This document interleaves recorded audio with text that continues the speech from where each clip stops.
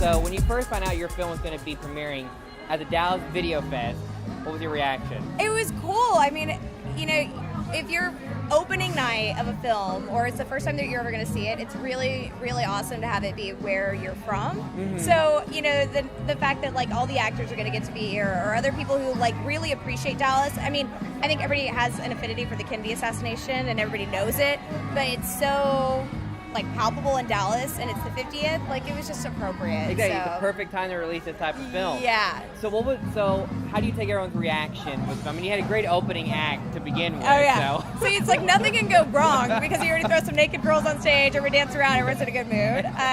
You know, it's always really scary when you do something like this and it's a little bit of comedy and a little bit of drama and it's like you don't want to make fun of the JFK assassination, that's not what we're doing, it's just her perspective.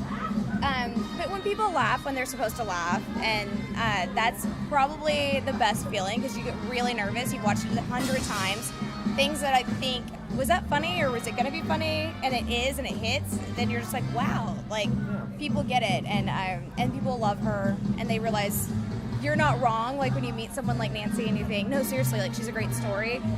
It's really scary to premiere, and then people be like, why did you make a story about this woman? And that's not the case. So well, it's very interesting too. And what I liked about the film is that it was a more personal story. It didn't have like all the conspiracy stuff and kind of like that's always kind of when you think Kennedy, you're like, oh, you know, who did what, and it's a true story about someone who you really don't know much about. Yes, so. it was our entire purpose was to have a new angle.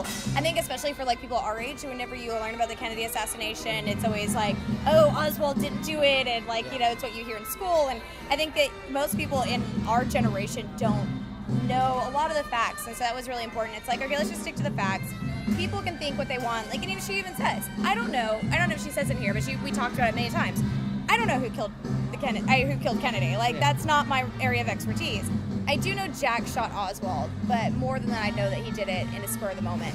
And so that, like, I don't know that I ever believed that until she said it, and you learn about him, and you kind of, he's more sympathetic than you thought, and you realize he was just kind of a guy who like blew up, and it's different. And I think, you know, some people will be like, no, he still had conspiracies, and that's fine, but in her eyes there weren't any. It just was simple. Yeah, because there's so many films about Jack Ruby and then stuff about actually burlesque that work for Jack Ruby. Yeah. And they're all that, you know, they're all been Hollywoodized and stuff like that. But this film, it really felt true, and you know, just everything was happening for real. Even I love the parts that when you take it from her story and then you have the actors portray it, I think it makes it look more realistic, and you're able to get in that story even better.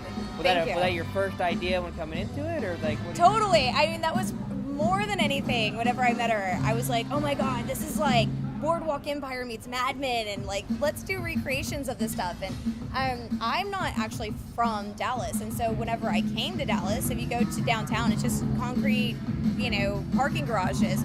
And we're sitting around talking. She was like, no, what are you talking about? It was like neon lights, and it's like walking down in downtown New York City. And I was like, what do you mean? And I wanted to see that. I wanted to, like, what is that like?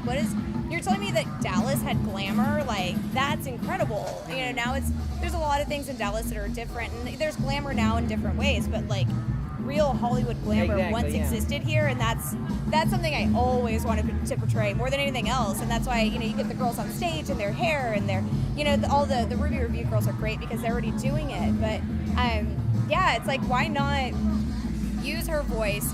She's such a great storyteller. It's like some of the lines you didn't even have to write because she's like, no, seriously, this is what happened, and then you just let it go. And she was just so real. Well, yeah, it did. And even when she was on stage, even at taking place of the audience, you know, again, she was just, you know, saying what it is, pretty much, saying how it is. Yeah, and she still tells stories. Like, every time I talk to her, it's like, oh, and then da-da-da-da-da-da. And she was like, yeah, and then my husband walked in, and I had all of his clothes on my porch, and I light them on fire, and I was like, why didn't you tell me that before we shot? Like, I would have loved to do that. But she just has such a rich history, and she can't make this up. Like, all the things that happened to her were a culmination for 75 years for a moment where you can just tell a story through her eyes. Now, the one thing that being right here interviewing you, is that so many years ago, we're sitting in a classroom and I'm wearing a Jedi robe trying to block beams coming towards me. True story. And getting there to getting here. How did that feel? Oh my God. Like the embarrassing story that will haunt me forever. No, I'm just joking. That was, yeah, it's very different.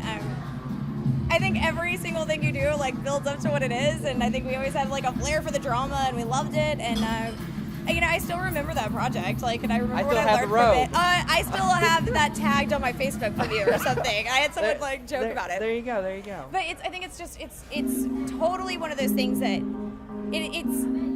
When we were in college and we were first starting it, I think that it's like, here's what we think it's going to be. And the opportunity to actually like make something it really is like a huge deal. And this is my first film. I mean, I've never even done anything else outside of our school. Like I've done projects like television stuff, but not like no network executive standing over my shoulder saying, actually, this is what it's going to look like. And that was really cool.